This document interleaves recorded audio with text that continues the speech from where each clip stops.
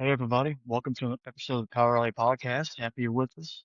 We are part of the Spinnable Sports Network. You can find us on all podcast platforms as well as the Spinnable Sports YouTube channel. I'm Fresh. You can find me on Twitter/X at SS_2Fresh. Before we go a little bit further, just want to sort of cover the topics we're going to dive in today. It's the baseball centered podcast, Power Alley Podcast. You can find us on Twitter/X at Power Alley Pod or Spinnable Sports at Spinnable Sports, SpinnableSports.com, and Spinnable Sports YouTube channel. Today's episode, we're going to dive into a few topics. First, we're going to start off, look at American League and National League East teams, what they kind of did with the offseason, where they head into spring training, kind of where the shootings and questions they might have around those teams. Now that we've had the full release of the World Baseball Classic rosters, look at the WBC teams coming in and starting in March and kind of look through some of the notable players on some of these teams and kind of how these rosters sort of have shaken out. And then as of today, I'm recording on February 6th. College softball season starting today, so a lot of great softball action. And looking ahead, we're going to dive into looking at the college baseball season. I'll give my top 25 heading into the season with some cool little tidbits I want to dive into. Baseball is just around the corner, folks. The sun is out. I know it's still mostly cold around for everybody else around the country, but it is coming. It is almost here. It's baseball season. Start warming up, getting out there, getting outside, having a hot dog and a beer or two, and enjoying the dirt in the ballpark. So diving into our first topic, look at the National League East. Last year, Phillies took care of business. Braves got to a horrible start. Mets were solid starts, faded in the middle of the year, kind of made a late charge, but didn't get back in. Marlins showed some youthful life, and the Nationals were outside of Mackenzie Gore, um, and James Wood. They're pretty abysmal. Going into spring training right now, look at the Braves. Ryan Snickers retired. Walt Weiss getting promoted from the bench to now become the skipper. He managed the Rockies. He's been on Smith's staff for a long time. He had a rapport with the team, but it wasn't the right moves because he was in that clubhouse all last year. He's been in the clubhouse before. It just felt like it fell flat in their face. Maybe I'm wrong. It just felt like a dull hire. They didn't try to shake it up. It wasn't the same, looking for that juice, looking for that big home run hit at the skipper spot. So the Braves, that's a big question. Have that leadership perspective really didn't change. And obviously last year, there's a lot of lack of drive and lack of living up to expectations. Now, a lot of that leads into the next thing. Ronald Acuna Jr., he's low start, not out there, came in late in the year when they were kind of out of it. They had a massive losing streak to start the season. They think it much worse than they were. And not having Acuna Jr. on that team get them out of that funk early, maybe that swings a little different, for this team going forward. They get him out there early, right from the start. The team starts getting that positive momentum early in the year, and allows the Braves to sort of, and get off to a better start. They were kind of out of it before the month of April was even over, and that really hurt. Look at the Mets. Full roster overhaul. We covered it in our last episode of the names they brought in and names they've let go. We're at a crossroads here. 24 had a horrible start. They made a late surge, made the postseason, and made a nice little run. 2025 had a much better start, faded in the middle of the year, made a late run, but didn't make the playoffs. David Stearns and staff are looking for consistency here in 2026. How does this team, with a lot of new names, how does this team turn the corner? It's interesting to see because there's always expectations there in Queens and Flushing. This team, without Alonso, without Edwin Diaz, those are your two rocks. The shake up right now, they built this team around Francisco Lindor. You can Lindor and the rest of the new players coming in change that and get them to a point where they actually deliver when it matters. The team that is kind of on the cusp and they're still waiting for delivery is the Philadelphia Phillies. Zach Wheeler's out for a while. Had the injury last year, had the surgery. Pitchers coming back from injury is tough. How is he going to be able to be locked in middle of the season, late in the year? Is he going to even matter when he returns? Is he going to be at his form when he returns? Big questions right there. And can this team keep themselves in that hunt for a playoff spot and a potential division title until he gets back and hopefully he can make an impact? Because Aaron Nola and that pitching staff, Chris Sanchez out. You still need Zach Wheeler. I don't care who else you have. Zach Wheeler's the horse at the top, and him not being there raises some questions about that pitching staff and can they hold it down? And they have enough offense. Bryce Harper's back, Schwarber's back. They signed Garcia, Adolis Garcia, who had some downtrending years past couple with Texas Rangers. Castellanos is most likely on his way out. They're trying to trade him for peanuts right now. There's a lot right now on the line, and can this team deliver with the way the Mets have improved and the Braves bouncing back? That's a big question there in Philly. Miami Marlins, major youth movement last year, a lot of guys playing. Can they keep building off what their success was late last year and push it into 2026 and actually have extended success? Now we've seen that they can play better. Can they actually get over the hump? Does Alcantara get traded. He came out surgery last year, had a rough start, pitched well late. Are the value wasn't there? Didn't get traded in the offseason. So is he going to be the horse going forward, or are they going to sort of see where they're at the trade deadline and they move him? But they do have a core. Augustine Ramirez, Kyle Stowers, Xavier Edwards, Otto Lopez, Owen Casey, who they just got in the trade during the offseason, giving up Cabrera. It's all developing talent. They have some young pitchers, but Alcantara at the top is going to be the key. If this team can play at trust themselves and trust their skills, they're going to make it interesting in the division and challenge for a potential wild card spot. So we'll see what happens. But there's a fun, intriguing group down there in Miami. The Nationals. Does the organization have any clue what they're doing? Trading Mackenzie Gore for peanuts for trash. I mean, terrible return from the Rangers. Rangers farm system is not very good in the first place, and they got three average players and you get the top prospect in the org. None of them were in top 100 of the MLB pipeline. So for giving up your ace who has stud last year, seems like you fell flat on your face. James Wood, C.J. Adams, Abrams, the only two that really worth maybe showing for the park for. A lot of young talent, but it's guys. And you had the number 2 overall pick. You took Dylan Cruz a couple of years. Is he a bust? Look at his career stats. 116 games at the major league level, 87 hits, 412 at bats, 55 runs scored, 13 doubles, 3 triples, 13 home runs, 35 RBIs, 35 steals, 102 strikeouts. So to be the number 2 overall pick, look what Paul Skeens is doing. We're going to look at the comparison. Yes, the Nationals are second, the Pirates are 1 on draft. Schemes you two led LSU to the national championship. You got to start hitting. You got to start delivering. Number 2 overall pick is they don't care how good your glove is. You're here to start driving some runs and getting on base and scoring. And right now, in 116 games, that is not the answer. The Nationals, thanks. Tough moat right there. And they're a long way removed from winning a World Series with Juan Soto. The Juan Soto deal, Mackenzie Gore deal, like these, they're not building off that success. They're getting players, but it's not delivering. Let's start with the American League East. Look at the Baltimore Orioles. 2 years ago, that team in the playoffs, they were loaded. Brian Corbin Burns, he got them where he needed to go. But their pitching last year was a problem. And it let them down. The offense also let them down. It's a complete just step back, maybe even 2 steps back in 2025. 2026 is playoff and bust. You bring in Taylor Ward, you bring in Pete Alonso to add to Colton Cowser, Mountcastle, Aaron Henderson, Emmanuel Bastayo, Jackson Holiday, Lee Rushing, Westward, Kerstad. This offense should be able to deliver. But that pitching staff's got to be able to get some outs. Because right now, that offense is not going to be consistent year round. And I fully expect Taylor Ward, who had a heck of a year last year with the Angels, to have some regression power wise. Even though they're messing with the outfield wall, fences there, Camden Yards, you're not going to get the same Taylor Ward. This team is going to have to score a ton of runs. They're going to have to average 6 a game, 7 a game. But when it matters in the postseason, do you have the pitching? And that is still a major question for me right now. So we'll see what the Orioles are. They can score at the best year, but the pitching staff, rotation bullpen wise, it's going to be a problem. In letting Corbin Burns leave as a free agent before last year is going to come back to bite. Heading up the road to Beantown, look at the Red Sox.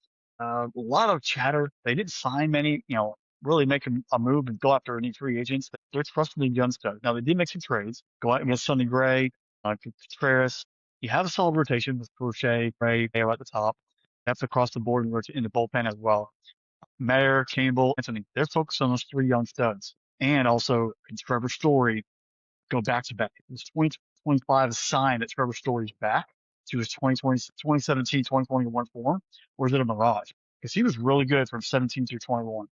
Injuries sort of caught up in 22, 23, 24. 25, we saw Trevor Story fully healthy and delivering. Is that going to be a sign 26 to help keep this offense going? Or are we going to see a regression back? Jaron Duran. There's always been rumors his entire offseason. Is he going to get traded? There's even rumors at the trade deadline last year. Is he going to get traded? Still there in the outfield. She is out there as well.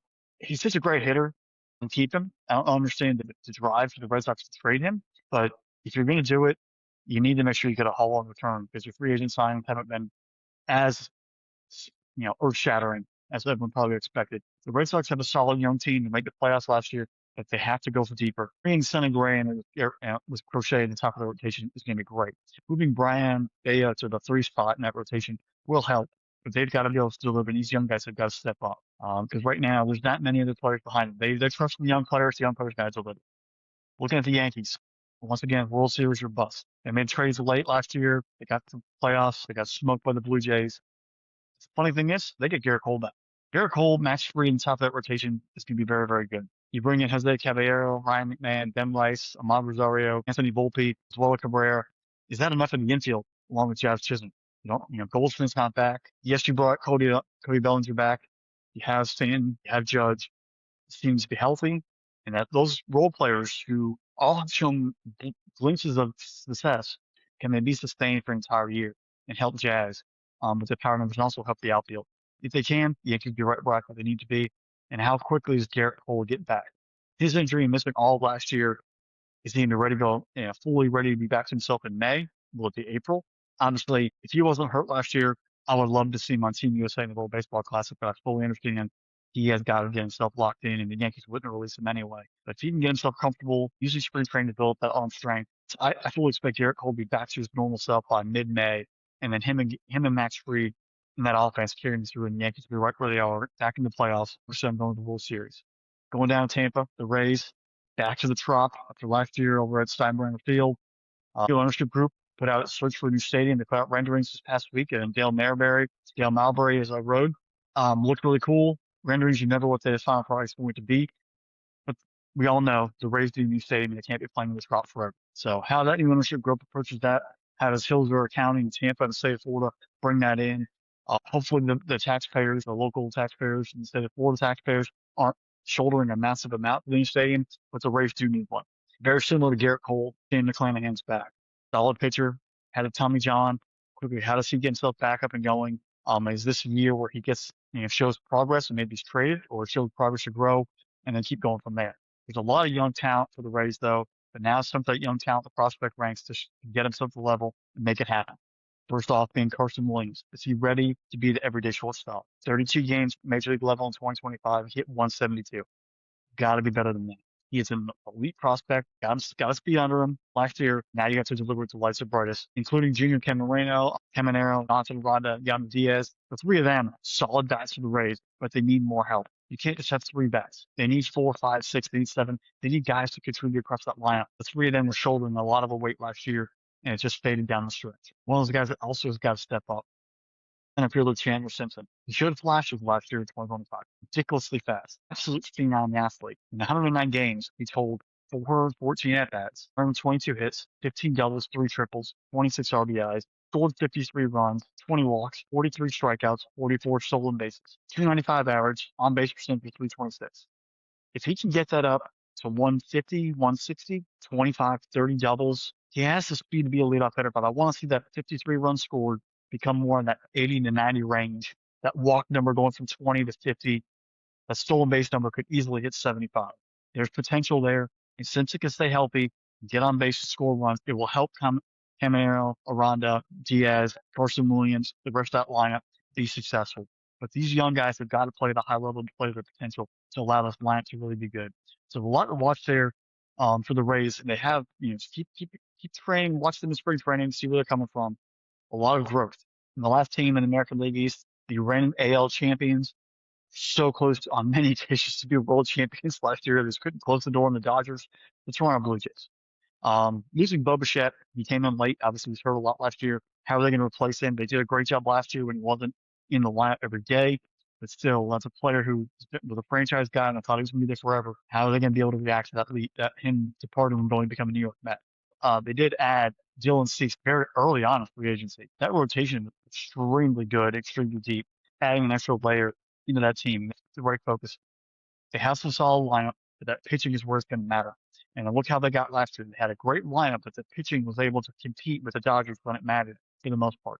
Another reason the Blue Jays were really good last year, George Springer. He played like a rookie of the year mentality way back when he was coming up with the Astros. He had a dominant season, hitting home runs, on base percentage, average, doubles, runs, everything. And he replicates that amazing 2025. Number one, he stayed healthy the entire year, which is rare for George. And number two, he hit on an elite level. And he maintained that, or at least be healthy the entire year, deliver 75% of what he did. That would be a huge win for the Blue Jays. There's a big question mark there. Speaking of health and productive Anthony Santander. Brought him as a free agent last year in only 54 games for the Blue Jays, plus 5 in the postseason. Not much of a sample size, a lot of injuries. If he came back fully healthy and provide a solid bat in the middle of the lineup to protect Vlad Guerrero Jr. In the playoffs, in his 5 postseason games, he went 3 for 15. He obviously was still trying to shake out and get himself ready and not being healthy all year. A full off season, get him healthy, He'll be a quiet bat that he wasn't very impactful last year. Would be a nice, basically free agent add, if you will, this year because of Barrett play at all. NL and AL East, very, very competitive. A lot of great baseball teams. Expect massive 3-4 team races down the stretch in both these divisions, and most likely 2 playoff teams in each. But AL and NL East are always loaded. Very excited to see how they go in spring training. If they can come out healthy, a lot of good talent right here. Speaking of spring training and talent, the 2026 World Baseball Classic. And we've talked a lot about Team USA all last year, going adding 2 players to the roster that we would actually want to select. We talked about the full roster for the most part in our last episode. Today, we want to look at notable players who have officially been named to their teams. Yesterday, Thursday, February 5th, final rosters for all 20 teams in the tournament had to be announced. Now, there can be adjustments up until the first game, March 5th. Player gets hurt, whatever. We've seen a lot of insurance questions about player insurance companies not covering or teams not allowing the player to play. Understand it happens. It's kind of a bad look. And the World Baseball Classic now, with all these countries bringing up tons of legit major league talent and playing for them, you're seeing the vibe. We see it in hockey. We see it in basketball. You're seeing true players from the true athletes. You see it in soccer all the time. The studs are playing for the national teams. World Baseball Classic, it seems ups and downs. Some teams are like, it's more of a novelty. It's not really. Other nations are like, this is the way for us to really show up and get down. We're starting to see a lot more major league players buy in and want to play for these nations. Some notable players for Team Canada: Logan Allen, Cal Quantrill, Mike Soroka, Jameson Taya, Bo Naylor, and Josh Bailey. Team Colombia: Gio Urshela, Harold Ramirez, Julio Teheran, Jose Quintana. Those 4 and guys who have had past success at the major league level, most likely, I think all are still searching for a major league club.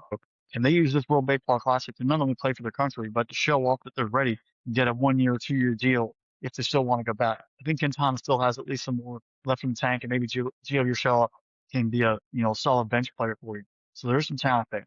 We talked about Jazz Chisholm for the Yankees. He is actually going to be playing for Team Great Britain. As you might know, he's from the Bahamas. Bahamas are technically within that Great Britain United Kingdom realm. That's where that connection comes from. So it's really cool to see Jared go out there for Team GB, who was in the tournament last time, and they played pretty well. So the growth of baseball in Great Britain for all those nations that fall in the United Kingdom, really cool to see that happening and what they bring in their second tournament. Tommy Canali and Harrison Bader both playing for Team Israel, among many other players.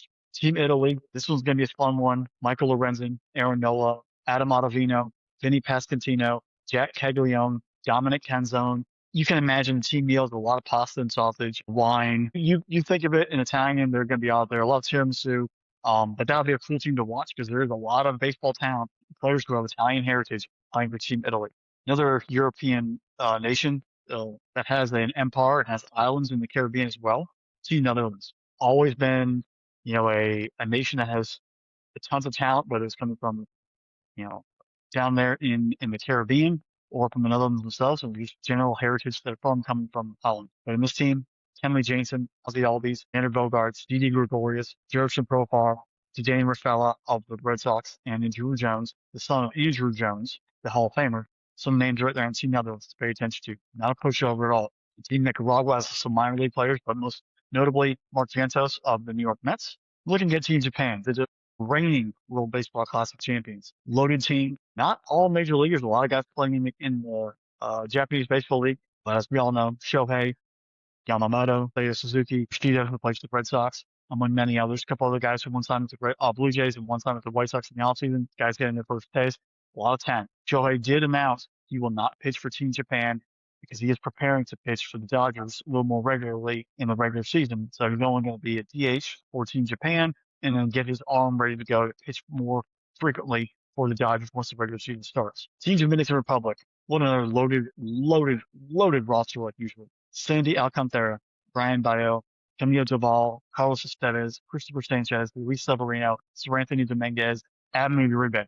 Those are some of the names they have in that pitching staff. You see them littered across the major leagues, and there's many more talented players behind him. But then you look at the lineup: Vladimir Guerrero Jr., Ketel Marte, Manny Machado, O'Neill Cruz, Julio Rodriguez, Juan Soto, Fernando Tatis. That's a home run derby right there in itself. You're going to have to be very, very talented, and you're going to see a very emotional and fired up and motivated Team DR. Dominican Republic's going to come after it. They are lethal in every way, whether pitching or defense or running the bases or hitting. That they are going to be fun to watch. If they are on TV, whether it's Fox, FS1, FS2, Tune in for a Dominican Republic game. The fans are going to be lively and the team's going to be even better. Team Mexico has beaten the United States. They've beaten Team USA 4 straight times. Will it be 5? We'll find out. With some notable players, Alejandro Kirk, Jonathan Aranda, Randy Arozarena, Jaron Duran, Rowdy Tellez, Joey Ortiz of the Brewers. They have some talent. They can pitch. They can play. Watch out for Team Mexico. Team Puerto Rico, though, is where we started seeing some of those insurance coverage elements take a big hit. Carlos Correa, Francisco Lindor, insurance coverage, now allowed to play. Javi Baez, we all thought that he was not playing because of insurance, but it's really because he busted for marijuana in the last tournament. That's why he's not playing for Team Puerto Rico. So Team Puerto Rico, who should be a lethal team, be totally involved in this Final Four operation. Once the dust kind of settles, has lost a lot of its teeth, but it's still a talent. Don't overlook them. Seth Lugo, Edwin Diaz, Jorge Lopez, from the pitching perspective, right off the top, Christian Vasquez, Nolan Arenado, played for Team USA. Now switching over to Team Puerto Rico. Willie Castro, Eddie Rosario. It's not as lethal as it could be, but never overlook Team Puerto Rico. They live and die baseball. They breed it. It is in their blood. They will have guys out there that are playing in the minor leagues or Mexican League or overseas in the KBO that you've never heard of who will show up and put on a show. Just like Team Cuba. A lot of the guys are still in Cuba. They're not the national scene. Don't overlook them. Those dudes can play ball, as we all know. Team Panama, a lot of talent. Team Venezuela, though. We talk about Team Dominican Republic. Just going to go through this roster here because even just reading it is still absolutely ridiculously good. And while we're, just trying to prepare for Venezuela, don't overlook Team Korea as well.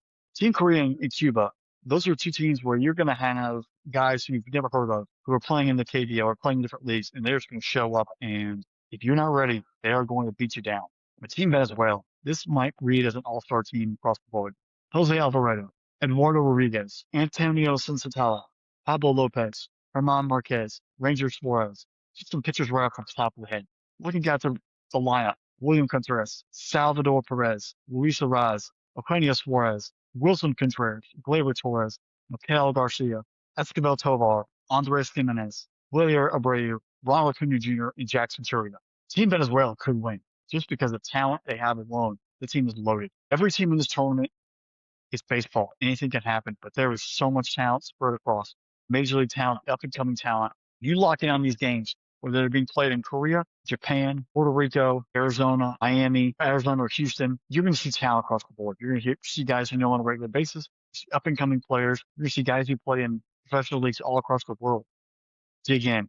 World Baseball Classic is to continue to keep building momentum, getting better and better and better. And come March 5th and moving forward the entire month until opening day, you're going to have amazing baseball being played. And these teams, it's not just a represented country. It is elite competition. And one name we kind of wait on, they hadn't officially approved it, among many others on the Team USA roster that they already knew about. Harper was officially given the thumbs up to play for Team USA and added. This Team USA is the best Team USA you've put out there to date, and that includes the Derek Jeter, Ken Griffey Jr. initial one back in the very first tournament. This team is loaded. They are locked in. It is going to be exciting. So be ready to tune in. You're not going to be missing out. These guys are ready to play from the very start. It's not spring training baseball. It's elite level play. For everybody else, I know we have spring training starting mid-February and moving forward to the end of March, starting at basically the same time. Officially on Friday, February 13th, college baseball season starts. The reigning national champions of LSU Tigers. You're going to see elite baseball, and as we are on the verge of potentially having a lockout at the end of this major league season, college baseball is something I want you guys to really take some time and lock in on. ESPN Plus, ACC Network, SEC Network, Big Ten Network, ESPN, ESPNU, multiple broadcasting channels, Peacock, etc., are loading up more and more and more college baseball games to be televised. There's no shortage of the games on viewing option in addition to just going to the ballpark. You are going to see a lot of fun baseball. It's not the pitch clock stuff. It's not the runner at second in the 10th inning. These guys play baseball as it is truly at the purest form with these metal bats as opposed to wood bats. Go to a college campus and watch a game, especially at a D1 level. There's D1 talent across the board. I'm going to dive into it a little bit later, but we all obsess about March Madness from a college basketball perspective. When was the last time we actually had a mid-major team win a national championship? Butler never won a title. They played in two Final Fours. They never won a championship. Since 2008, Fresno State and Coastal Carolina have won a national championship. There have been many other teams who have made the Final Four and the Final Eight trip to Omaha which is a coveted experience. Going to Omaha is just as impressive as going to the Final Four. It's the Final Eight coming from multiple regions. You go to a regional, you have to play a round robin, multiple games, potentially up to 5 or 6 games in a weekend against three other teams, not losing twice, then move to a super regional, basically a best of three, and the winners of each of those supers go to Omaha. It is a grind. It is much more of a grind than playing a basketball game once every other day. Sometimes these baseball teams in those regionals, they're playing double headers. It's a lot. It's survival. Baseball at its finest. Tuning for college baseball, just like you think college baseball and college softball are extremely involved, extremely fast paced, and at the purest level of both sports. So as you move through the spring and the summer, get those games on your broadcasting networks and watch them. Do a little, pound my chest a little bit. Last six national champions have been from the SEC, 2014 through 2025, 8 of the last 11. Six different schools are sharing those 8 national championships in that time frame. Going back to 2009, 11 of the last 16 years have ended with the SEC claiming the crown in Omaha. I'm going to repeat that. The last six national champions have been from the SEC, 2014 through 2025. We're moving to the 2020 season because it was all canceled. 8 of the last 11 national champions have been from the SEC. Six different schools sharing those 8 titles. Going back even farther to 2009, 11 of the last 16 years have ended with an SEC team claiming the crown in Omaha. And if you went to 2008, Georgia lost to Fresno State that year, even playing for a national championship most years. It's what the SEC does. Now, it's not just the SEC, and we're like, always the SEC homer. The SEC, the Big 12, the ACC are absolutely loaded from a premier Power Four conference mentality. The Pac-12 used to be loaded before they were rated by the Big Ten. The Big 12 is even better now with Arizona and Arizona State. The Big Ten, baseball is usually been like one team gets in, never been that great because it's cold. And they don't, even though all teams in the Big Ten except for Wisconsin have a program, it's just the players come down, they can practice more, they can play more. Even though pitching is a little bit better up there because they aren't throwing all year round. It's just getting out on the field during the winter, the early part of the spring is a little tough. And they play a lot of games down south. Big Ten, though, with a lot of funding, should be able to get better. In addition, there's competition. Indiana's always been good. Nebraska's always been good. Maryland's had talent. But having Washington, Oregon, UCLA, and USC being added to the league has lifted the level. They've got to perform better. Ohio State and Michigan have some funding, haven't had much success, but there's some talent there. The Big Ten has a chance to grow if there's money involved, but right now it's a Big 12, CC, and a lot of mid-majors, especially in the South and the West and on the California coast, that are loaded with talent. Do not look down on any of those teams out there. There's California teams like Cal State Fulton, Bakersfield, whatever you want, wherever it is. Those teams know how to play some ball. Teams in Texas, teams in the Southeast, Southern Miss, Coastal Carolina, Georgia Southern, KU, Florida Gulf Coast. There's talent. Georgia State, there's talent in the Sun Belt area. Sun Belt Conference, Conference USA, American Conference, look at USF, Tulane. There's tons of baseball talent. Do not overestimate and overlook some of those quote unquote mid-major teams out here because those guys have talent and they're getting guys drafted and they're playing at an elite level and they get themselves deep. ECU, Seth, my co-host on the Irrational Conference podcast, another part of the Spin Sports Network, loves East Carolina. Watch them during a tournament run. They make the tournament frequently, not only just make the tournament. ECU is usually a host. A regional host means something, and they do a heck of a job down there. So do not discredit anything that comes to college baseball because small schools, there's elite talent there. And it's also a major part is in the past, there was a lot of scholarship restrictions for baseball. So a lot of players were spread out across the entire country, especially in the South and the West, in the California coast, getting opportunities to play for free because of limited scholarships. That has been definitely increased. There's a lot more funding to baseball and softball now, but there's talent. Definitely in any league. Do not overlook the name. Wait till the players show up on the field. Teams to watch in 2025, just off the top of my head, UCLA, preseason #1 national, champion hopes right there for the Bruins. They're a proud program, a lot of talent. They return almost the entire roster. Last year's squad made it to Omaha, very young, and almost everyone comes back. The Big Ten won't offer much resistance, but they're going to be tested in preseason tournaments, and then once the Big Ten tournament starts getting that mode, and obviously moving forward into the NCAA tournament. But this team, they are going to be ready. They're going to be locked in. Their shortstop might be the overall pick in the draft. Georgia Tech, new skipper after legend Danny Hall retired last year. The roster can hit. They're going to match. They are going to match. Pitching will be key for the Yellow Jackets in a deep ACC. If that pitching staff can make sure they rise up and get outs, and keep things under control. Georgia Tech should be in a good spot come late May, early June. Going on from Atlanta to Athens, the Georgia Bulldogs loaded transfer portal twice. Back-to-back 43-plus win years. Last year, they were regional hosts. They lost. They fell on their face. Year 3 for Wes Johnson, and the Dogs was very important.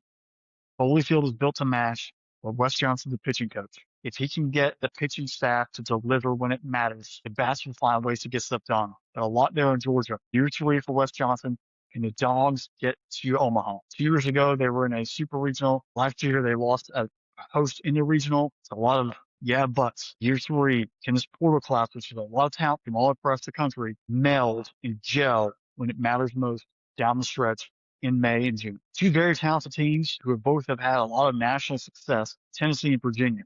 Tennessee, Virginia, both seeing their stud coaches leave. Tony Patel went to the San Francisco Giants, and Brian O'Connor left Virginia for Mississippi State. How do those programs continue forward? Both have seen a lot of success late in the NCAA tournaments, really knocking the door, getting out there in Omaha, making things happen. Can they keep that growth and that stability with those two head men leaving and keep that passing the torch to the next skipper and keep the program going at a level? Or is it just about the two guys leading from the top? We'll find out. Back to my initial thing. We obsess over basketball amongst men, but college baseball has seen Coastal Carolina, Fresno State win national titles in the last 18 years. Watch the Chanticleers. Watch the Cal State Fullertons, the Southern Miss Eagles, the ECUs, those mid-major schools, the USFs of the world. All those directional schools, those city-based schools in California, they're very, very good. Do not overlook them. Do not overlook those teams. The name on the front, do not be like, so brushing aside. Baseball is different. These guys can deliver. Things can happen. Baseball is fun. Baseball is crazy, but mid-major teams can win at the elite level. We obsess over 16 over 1, but in college baseball, those mid-majors have actually won national championships. As we enter the season, my top 25. Number 1 overall, UCLA Bruins. Number 2, Georgia Tech Yellow Jackets. Number 3, the reigning national champion LSU Tigers. Number 4, Mississippi State Bulldogs. Number 5, North Carolina Tar Heels. Number 6, Georgia Bulldogs. Number 7, Auburn Tigers. Number 8, Texas Longhorns. Number 9, Arkansas Razorbacks, that one program that can just never get it done. Is this the year? Number 10, Florida State Seminoles. Number 11, TCU Horned Frogs. Number 12, Coastal Carolina Chanticleers. Number 13, Oregon State Beavers. Number 13, Oregon State Beavers. Number 14, Virginia Cavaliers. Number 15, Ole Miss Rebels. Number 16, Tennessee Volunteers. Number 17, Louisville Cardinals. Number 18, Vanderbilt Commodores. Number 19, the Clemson Tigers. Number 20, Oklahoma Sooners. Number 21, the Florida Gators. Number 22, the Virginia Mountaineers. That is probably one of the most scrappiest programs I've ever seen. They bring their lunch pail and they get it done. Do not overlook the West Virginia Mountaineers. They are a baseball team that can get it done when it matters most, and they have in the past. Number 23, ECU Pirates. Number 24, Miami Hurricanes. And number 25, the Southern Miss Eagles, Golden Eagles, out of Hattiesburg, Mississippi. A lot of talent there. Will the top 25 teams, will they all make the NCAA tournament field when it opens up? Will some of them be hosting regional? Most likely. That list is probably going to change. We're going to see some teams that are going to show up out of nowhere and get it done. As we enter an open up season, there's a lot of teams from up north. Maybe sometimes those fields aren't fully ready for play. We're starting to see more tournaments. Like we have basketball tournaments that go off-site to a neutral location. We're starting to see it become more and more prevalent in baseball and softball. It is awesome. If you are in the Jacksonville, Florida area, February 20th through the 22nd, this podcast is from Jacksonville, Florida, same as the Restaurant Conference podcast, same as Spinable Sports Network, SpinableSports.com, Spinable Sports YouTube channel. We're all based out of here, Jacksonville, Florida. If you're in the Jacksonville area, February 20th through the 22nd, there's a cool round robin tournament happening. It's the 3rd annual Live Like Lou Jacks College Baseball Classic. 4 teams are coming down in the baseball grounds here in Jacksonville, now formerly called the Five-Star Ballpark downtown. LSU Tigers, Notre Dame Fighting Irish, Indiana Hoosiers, and coming up the road, the UCF Knights. Those 4 programs are going to have a little round robin tournament here. It'd be really, really cool to see those 4 programs. Notre Dame has been to some NCAA tournaments. They have advanced all the way in some cases, even to Omaha. Baseball can be played at Notre Dame. Indiana, Kyle Stolber played ball there. They can do something in Indiana. LSU, USC, probably, and Florida State, maybe the 3 top, I throw Miami in there. 4 most elite baseball programs of all time. Arizona State, maybe top 5, but there's talent. LSU, you're going to see a bunch of studs. If you want to come see good baseball, come on to Jacksonville. There's also 3 consecutive weekends in Arlington, Texas. If you are located in Texas, let's get a little pub here. Globe Life Field, the Texas Rangers play, is hosting in 3 straight weekends elite baseball town. February 13th to the 15th, College Showdown. Arkansas, Oklahoma, Oklahoma State, TCU, Vanderbilt, and Texas Tech. I mean, if you want to see some elite players who are going to be playing at that level and potentially getting drafted and playing for your favorite Major League Ball club or your local minor league team very soon, hit that one up. Or you can go the weekend after, February 20th to the 22nd. Same ballpark, Globe Life Field, Arlington, Texas. Auburn, Florida State, Kansas State, Louisville, Michigan, and Nebraska. If you can't make it that weekend, go the next weekend back down to Globe Life Field, Arlington, Texas. College Baseball Series, Arizona State, Mississippi State, Tennessee, Texas A&M, UCLA, and Virginia Tech. I mean, those three collections, talent, history, elite at the top level, a lot of future draft picks and a lot of future major leaguers right there. And we're going to get a little taste of how they look outside the conference, outside of a lot of regions, being prepared for, hey, if I might have to meet them in the super regional or potentially in Omaha, give myself a chance to sort of showcase at a high level. Get yourself out there. Haven't seen anything about if there's on TV or not. Good bet them, some ESPN Plus or some streaming service might pull them up. But if you're in that Arlington area, head on down to Globe Life, just buy a ticket and enjoy. And one other thing, talk about mid-major programs. I mentioned a few, but this being located in Jacksonville, Florida, I have a very, very strong connection to the college baseball that's being played here. UNF has a good program. They were very, very good at the D2 level way back in the day. But I have a very, very strong connection to Jacksonville University in that JU program. Daniel Murphy played there, big-time player for the Mets. Austin Hayes played there. There's a few others all across town. When I talk about mid-major programs being very, very good and having a chance to make NCAA tournaments compete at a high level, AU is a historically great baseball program, and I'm saying it with fact and not just opinion. They have 16 NCAA regional appearances in 63 years from the Atlantic Sun Conference. 8 conference titles, all-time win percentage of .545. They play big D1 baseball. They aren't just playing in scrubs. Every year they host Florida State. They always make the trip over to Gainesville and play the Gators. They play UCF. They play USF. They'll play Georgia Southern. They'll play whoever. I've seen them go to Florida in Gainesville for NCAA regional multiple times. They've gone to Tallahassee. They've gone to South Carolina. They've gone to Georgia. They've gone to North Carolina, among many other locations. There is good baseball played at every level. Do not look at the conference affiliation. You are going to see talent in multiple spots. So if you're in Jacksonville, swing on over Merrill Road, go into Arlington, go watch JU Dolphins play. In your town, if there's a D1 baseball program, they're going to have a midweek game versus a big time power conference team, or going to host them potentially in the weekend. Go watch them play. Give them support, because if this lockout happens, college baseball is going to be our only thing. Enjoy it.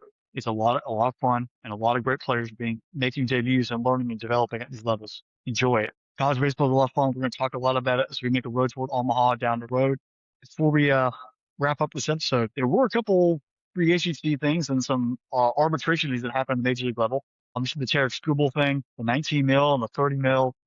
The Tigers, I get trying to play low ball on arbitration, but offering 19 mil for the best pitcher in baseball was absolutely ridiculous. And I'm so happy the arbitrator basically laughed up in Tiger's face and said, no, you're paying that dude everything he's earned. So the Skubal wins that out. It also made it awkward because that same day, the Tigers signed Framber Valdez, who used to pitch for the Astros, for a very hefty deal. And you're kind of like, they're giving that much money, but they're not going to pay Skubal? What are we doing here? Eugenio Suarez signed with the Reds. Really, really good to see that. And Luis Ariz signed with the Giants. He's not going to be a power hitter, but he gets on base. We're still about a week and a half out from real spring training actually shooting starting. And so seeing some of these fringe guys starting to sign. These late guys been getting a 1-year deal here and there, like Zach Allen, Chris Bassett, Lucas Giolito, etc. Baseball's here, folks. Get ready for it. We're going to start seeing games that actually matter as we move forward. Thanks for joining another episode of Power Alley Podcast. A lot of great content here. Keep joining us. Connect with us on socials, Twitter/X at Power Alley Pod. You can also find me individually on Twitter/X at SS_2fresh. We're all part of the Spinnable Sports Network, spinnablesports.com, Spinnable Sports YouTube channel. You can also find me and my co-host Seth through our flagship podcast, the Irrational Confidence Podcast. You can find that on Twitter/X at IR Confidence Pod, or also on Twitter/X at Spinnable Sports. Come engage with us, hit us up, share, spread the word. Looking forward to a great baseball season with you. It's warming up, folks. Baseball time, softball time. Ready to back out to those minor league, major league, college ball. It's exciting. Until next time, get more chatter from the Power Alley. Talk to y'all later. Bye, y'all.